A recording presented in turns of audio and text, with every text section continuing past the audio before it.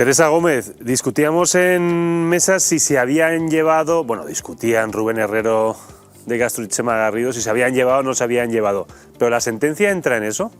¿Condenan a Chávez y a Griñán, les condenan por haberse llevado o dejarse llevar, o les condenan por otros delitos? Esta sentencia, la sentencia del Tribunal Supremo de 1.800 folios todavía no se ha notificado. De hecho, se va a notificar en septiembre. Lo único que nos ¿Cuántos folios, Teresa?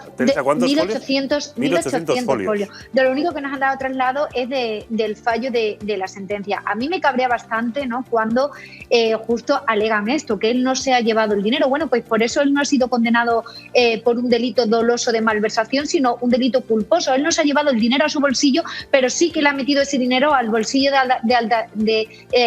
al bolsillo del que estaba al lado para obtener un beneficio, que en este caso era obtener un apoyo para poder seguir en el poder. Por lo tanto, indirectamente sí que ha maniobrado mal y ha enriquecido a otro.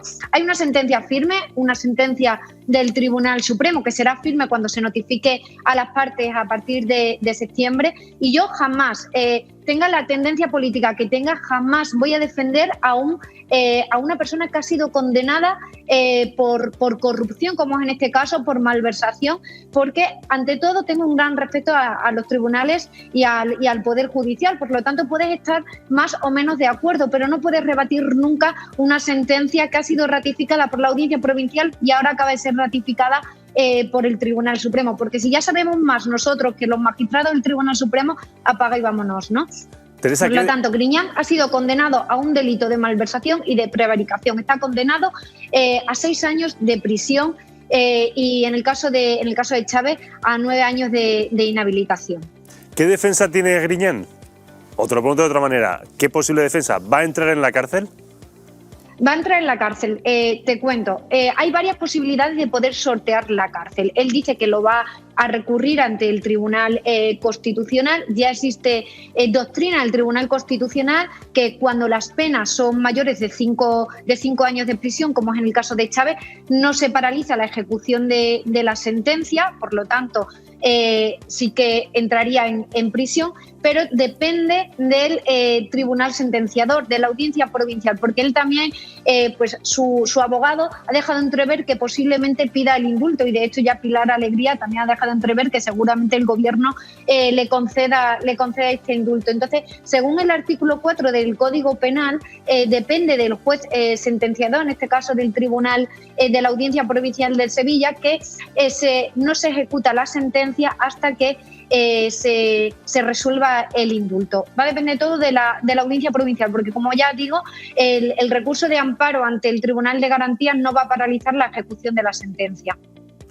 Teresa, antes se hablaba mucho de la judicialización de la vida política hasta que llegaron los chicos de Podemos y empezaron a hablar de lawfare, que suena así como más mejor, que es la guerra que los jueces se harían a la política, que el Poder Judicial haría al Poder Ejecutivo y al Legislativo. Poco se habla en Podemos de que esta sentencia se ha retrasado teniendo en cuenta precisamente las elecciones andaluzas para no interferir en el proceso electoral.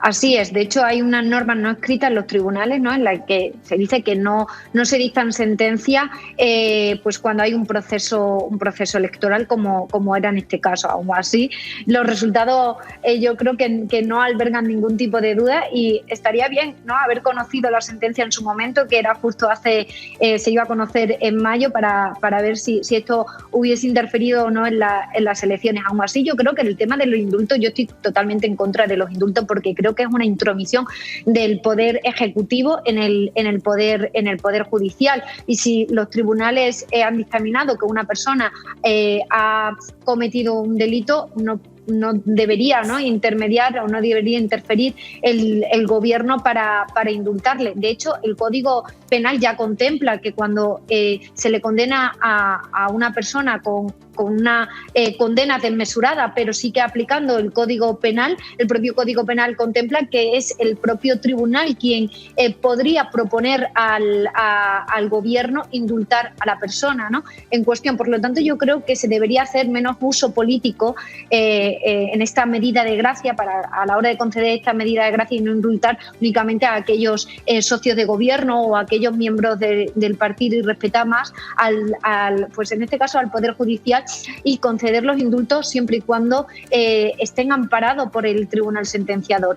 Recalco, jamás defenderé a ningún corrupto, y sobre todo cuando, como en este caso, ha sido condenado en sentencia firme. Por eso me llama mucho la atención aquellos periodistas con cierta tendencia ideológica que incluso cuando una persona ha sido condenada en sentencia firme no respete las sentencias judiciales y se dedique pues a lavar un poco la imagen de ese político corrupto condenado por la Audiencia Provincial y ahora ratificado por el Tribunal Supremo. Teresa Gómez, muchísimas gracias. La próxima vez aquí en Plato. Fenomenal, allí estaré. Muchas gracias. Buenas noches, Teresa. Buenas noches. No sé si te has visto interpelado por ese último comentario. Sí, bueno, yo mira, voy a dormir muy tranquilo. Encima ya acumula muchos trienios en la cosa periodística. ¿Sabes? Que es que hablar, mira, condenar a una persona a prisión, una persona que reitero que es honesta, que vive de sus pequeños ahorros muy menguados, que le queda casi nada, en el Aljarafe sevillano, en una casita humilde, con su Fiat Punto, como es Pepe Griñán, se le puede condenar, pero la verdad es la verdad. Y la verdad es que ha robado 0 euros y es una persona honesta. Y aquí se ha hecho una guerra, dicen, no salió en campaña electoral, pero por Dios, si la derecha lleva utilizando el caso de los ERE años y años y años para conseguir lo que finalmente ha conseguido, desgastar al Partido Socialista y que gobierne el partido y la derecha, el Partido Popular y la derecha en Andalucía. Oye, enhorabuena. Parece que ha habido un cambio de criterio.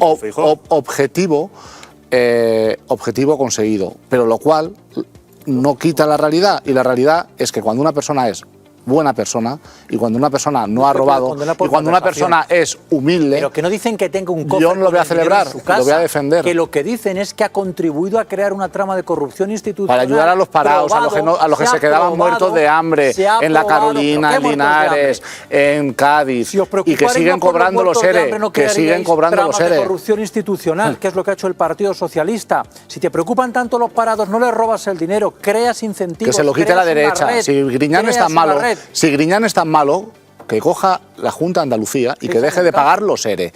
Y si Griñán hacía mal al pagarlos, que coja la justicia ya la ha cogido. E impute a Moreno Bonilla, que lo sigue pagando mes a mes. Pues Moreno Bonilla sigue pagando los ERE. ¿Y qué he dicho yo? Que el PP es el relevo del PSOE. Sí, y cuando vos apoyaba al PP, cuando vos le apoyaba y apoya los presupuestos, en tres ocasiones. No apoya al PP en Andalucía. Unos meses. De que incumplieran unos días, hace muchísimo. Por lo menos 100 días. Pero si sois lo mismo. Pero si los presupuestos. Pero que es mentira. Pero ahora taparse los ERE. No interpeles tú a Chema como si fuese el PSOE si le estás pidiendo que no te interesa del PP. Los presupuestos vigentes en Andalucía, ¿sabes quién los apoyó?